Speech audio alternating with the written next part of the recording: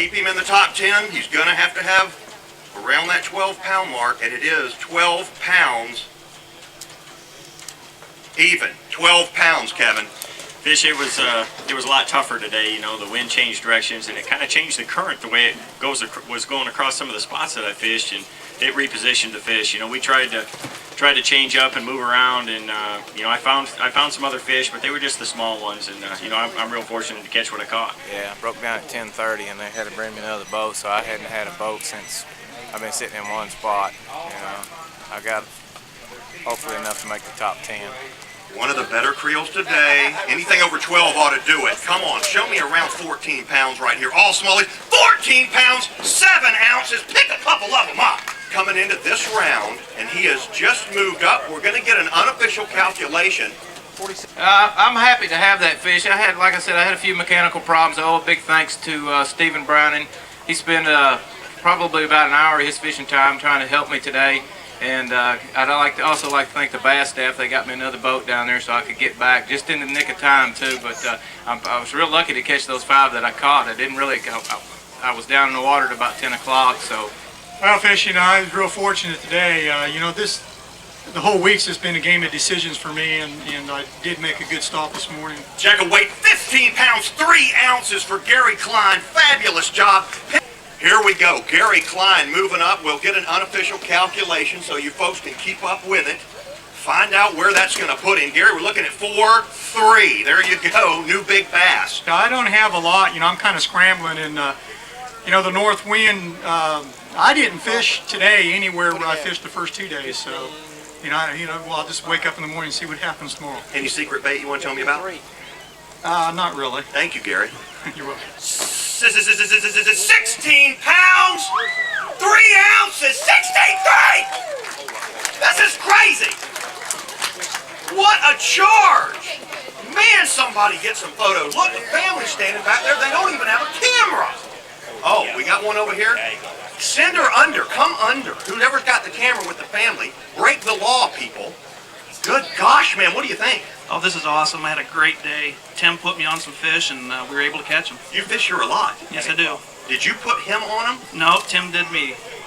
Tim Horton, how are you? Oh, we had a blast today. I broke down, only got to fish a half a day yesterday. I had a real good first day. I think I could have made the cut. If it had not been for that, but you know, that's part of it out here. This is the biggest back-to-back creels we've seen out of one pro's boat. 16 pounds, 2 ounces. Help me out. Tim Horton's on fire. How deep are these fish, Tim? They were anywhere from 25 to 30. Some of them in 20, but they were really deep. We, you know, I caught them pretty early the first day and left, and was headed up there yesterday, and I broke down, and I was way away, so they couldn't get a boat to me. So I got started sometime a little before lunch yesterday. And how far are you going this week? About 15, 20 miles, something like that. That's it? A little further, maybe. You said up there. We're talking Erie? No, I was going the other direction, the other end of St. Clair, and just had a blast. This place is phenomenal. Had a fun time here last year, or 2 years ago when we was here. So anytime you catch bass like that, it's a blast. I had fun watching him. That was hilarious.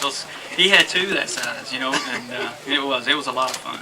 One shy of the limit. They have to be 14 inches long. There's 813 today.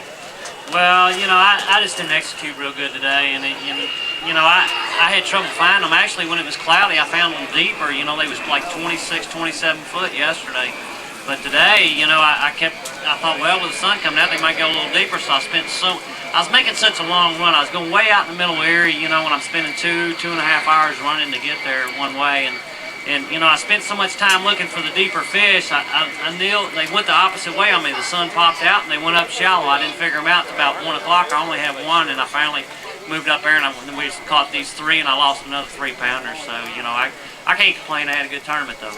A slow day of fishing for me. Uh-oh, Jay's going to push 9:15 it is. He looked on us the other day. Hey, Larry. 12 pounds, 7 ounces. I like it, 12.7. Let's go with Jack. Ain't them pretty? Come on up here. Yeah, I wound up getting them. I was real nervous about 10 o'clock. I didn't have one. I just gritted my teeth and kept on. He's got 5. He needs 14 pounds, 13 ounces to take the lead. Watch it. New leader, 17 pounds, 8 ounces, 17.8 for Nixon. Uh-oh. Something is going on with this guy. Folks, get a load of this. In 4 years, Larry Nixon has already won on Lake St. Clair. Well, it's not really. I'm not real sure why there's so many fish in that area. There's some grass in there, and I only caught 2 or 3 out there in practice, and I didn't really realize there was that many bass there, and I was real nervous when this thing started. I just wanted to catch enough that I didn't fall plumb out of the classic standings the very first tournament of the year.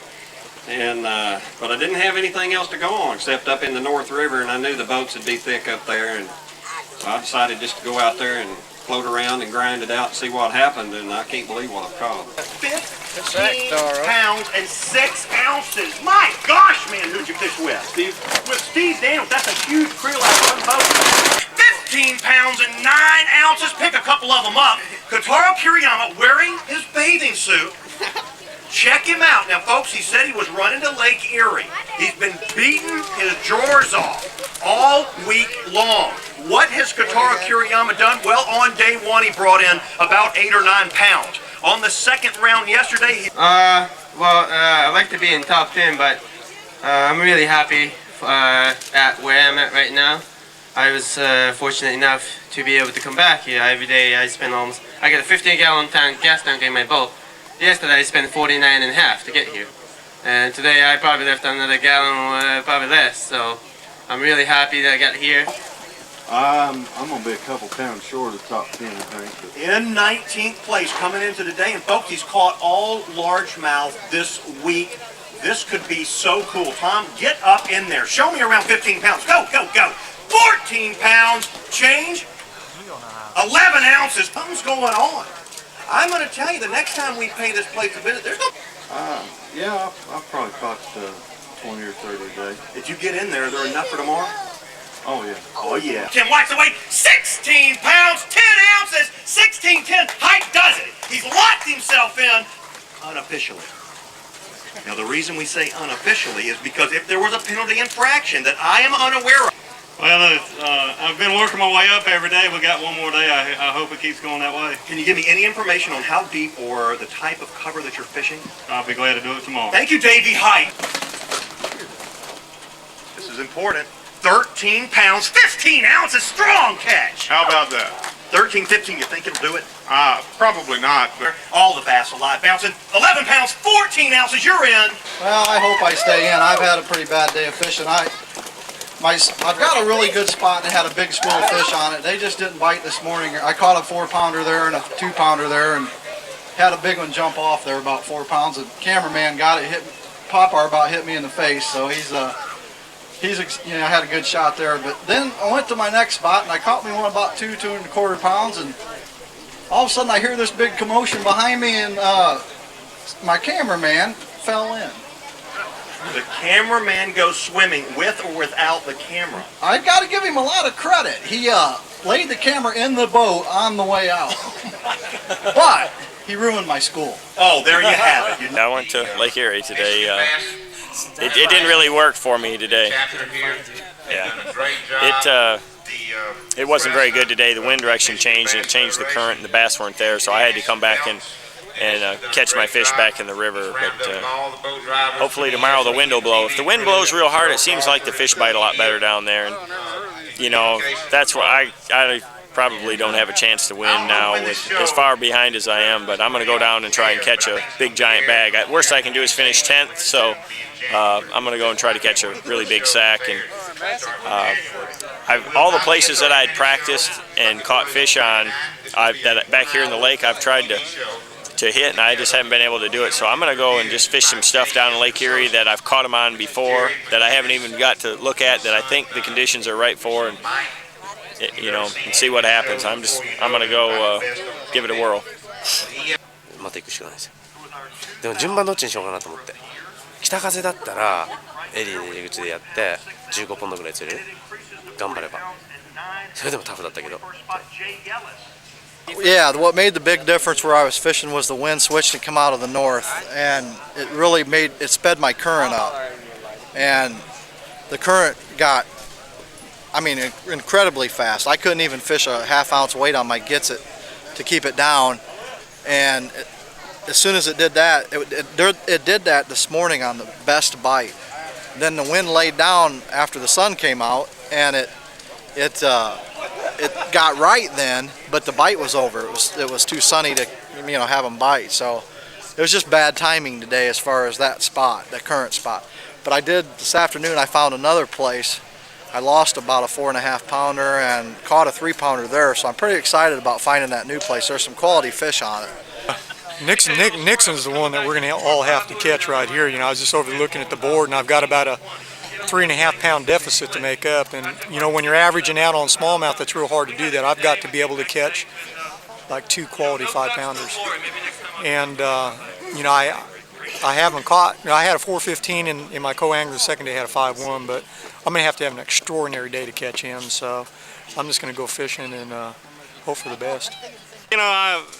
A pound and a half or so out of the lead, so I think it's within reach. I've got an area that I'm not catching a lot of fish, but they're the right size, and I'm really looking forward to tomorrow because I think I got a chance. But by the same token, just because I'm not getting a lot of bites, it makes me nervous, not catching. But I've made the top 10. It'll be a successful tournament either way, so I'm gonna go forward and go to the area where I've caught my big fish and spend a day. And I think I got a chance if I can just put the 5 bites in the boat. I'm catching them on a hog collar spinnerbait, 1/2 ounce, and a soft plastic jerkbait. Those are the 2 main lures. The top water just a little, but spinnerbait has been my best bait. Your style of fishing. Yeah. Fast, 20-pound test, big rod.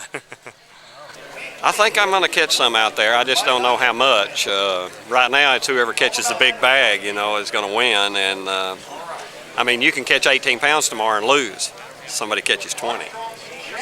It was an area that some of the Canadians found last year.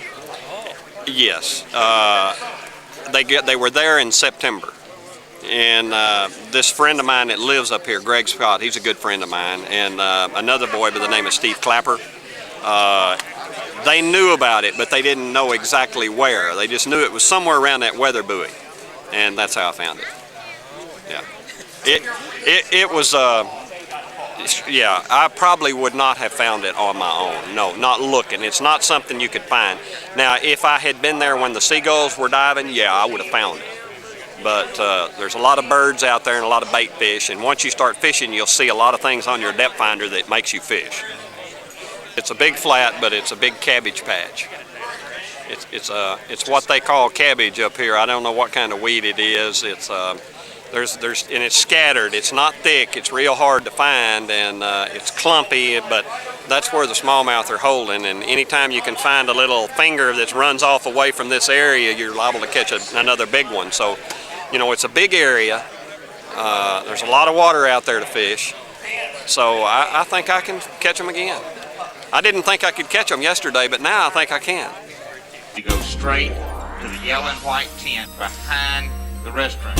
Jerry McInnes will be over there with a camera.